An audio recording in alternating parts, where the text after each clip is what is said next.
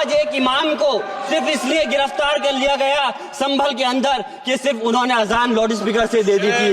अफसोस है कि आज हमारे साथ ऐसी ज्यादती हो रही है। अगर कोई मुस्लिम है, ओबीसी है या पिछड़ा समाज का, एससी समाज का है तो नाम पूछ कर करके उसकी हत्या कर दी जाती है।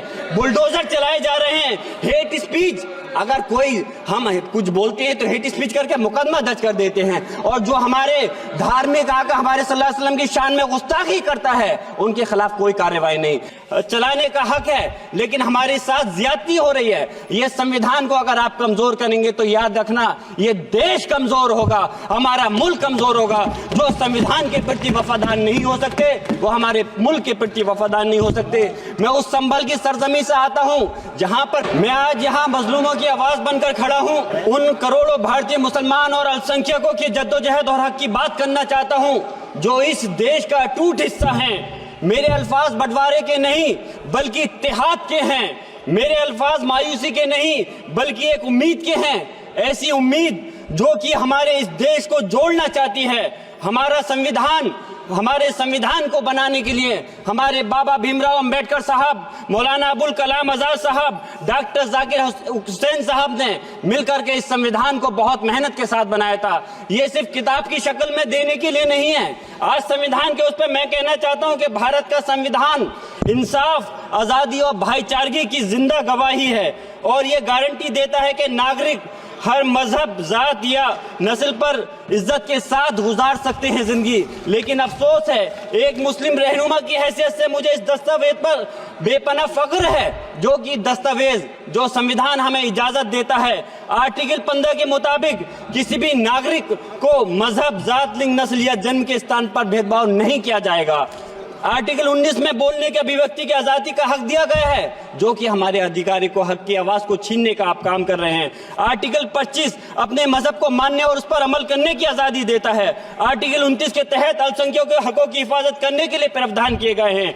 लेकिन आप तो हमारे हकों की छीनना चाहते हैं। माननीय सभापति जी, मैं आपके माध्यम से कहना चाहता हूं कि आर्टिकल 30 के अंदर अपने तालीमी इदारों को कायम करने और उनके चलाने का हक है लेकिन हमारे साथ ज्यादती हो रही है। ये संविधान को अगर आप कमजोर करेंगे तो याद रखना ये देश कमजोर होगा, हमारा मुल्क कमजोर होगा। जो संविधान के प्रति वफादार नहीं हो सकते वो हमारे मुल्क के प्रति वफादार नहीं हो सकते। मैं उस संभल की सरजमी से आता हूं जहां पर 15 दिन पहले एक संविधान को कमजोर करने का काम किया गया। वहां पे जिस प्रकार से 5 मजलूमों की जान ले ली गई, जिस तरह से 30 से ज्यादा लोगों को गोली मारकर घायल कर दिया गया और 27 से 50 से ज्यादा लोगों के खिलाफ मुकदमा दर्ज किया गया। मैं पूछना चाहता हूं माननीय सभापति जी, मैं सांसद हूं, मैं अपने मुकदमे का मैंने कहा था मुझे डर नहीं है। मेरे खिलाफ मुकदमा लिखा गया, मैं वहां मौजूद नहीं था और ये मुकदमा जो हमारे चाहे विपक्ष के सांसद हो या सत्ता पक्ष के सांसद हो, आप याद रखिए जनता की आवाज हो, जनता के बीच में जाकर के आपके जवाबदेही बनती है। और मैंने अपनी जनता को आवाज को उठाने का काम किया तो क्या गलत किया था?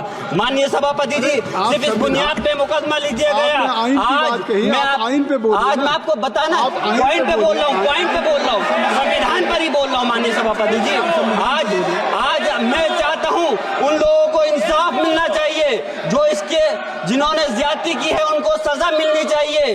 और आज एक इमाम को सिर्फ इसलिए गिरफ्तार कर लिया गया संभल के अंदर कि सिर्फ उन्होंने अजान लाउड स्पीकर से दे दी थी। अफसोस है कि आज हमारे साथ ऐसी ज्यादती हो रही है। माननीय अध्यक्ष जी, हमारा संविधान किसानों को मजबूती की बात करता है जो इस देश की रीढ़ की हड्डी है। 130 किसान जो 10 दिन से ज्यादा समय से जेल में बंद हैं, आप किसानों को हक नहीं दे पा रहे तो किसको हक देने का काम करोगे? मैं अफसोस करता हूँ आज पूरे प्रदेश और मुल्क के अंदर जिस तरह से हमारे लोगों की हिफाजत नहीं की जा रही। एक मॉब लिंचिंग सिर्फ धर्म के नाम पर, अगर कोई मुस्लिम है, ओबीसी है या पिछड़ा समाज का, एससी समाज का है तो नाम पूछ कर करके उसकी हत्या कर दी जाती है।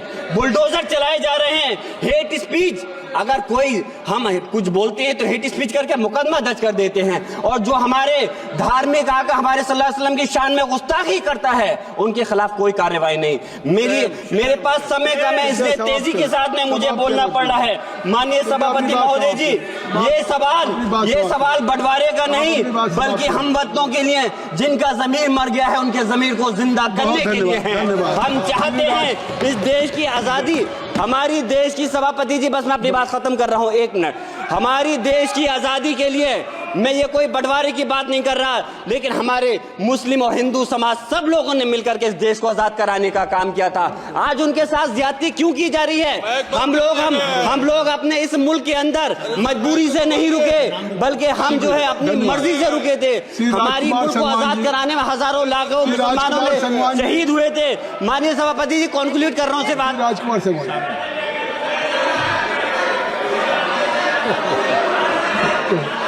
तो आप कंक्लूड करें ना, आप कंक्लूड कर लें। शुक्रिया माननीय सभापति जी। मैं एक मुस्लिम और अल्पसंख्यक रहनुमा के तौर पर मैं अपनी बिरादरी के लिए खास हक के मुताबिक नहीं करता। मैं सिर्फ ये चाहता हूं कि आईना के बाद संविधान के मुताबिक हर नागरिक के लिए जो वादा किया गया उसे पूरा हो, हुकूमत से कमजोर की हिफाजत को यकीनी बनाए और नफरत फैलाने वालों को सजा दे। और मैं अपनी बात इस शेर के साथ खत्म करना चाहता हूं जो कि हबीब जालिब का शेर है। ऐसे जुल्म सुबह बेनूर को मैं नहीं मानता, मैं नहीं जानता, मैं भी खाइफ नहीं तख्ताए दार से, मैं भी मंसूर हूं कैदो अगियार से, क्यों डराते हो जिंदान की दीवार से, जुल्म की बात को, जहल की रात को मैं नहीं मानता, मैं नहीं जानता। श्री राजकुमार संगवान जी, श्री राजकुमार संगवान जी।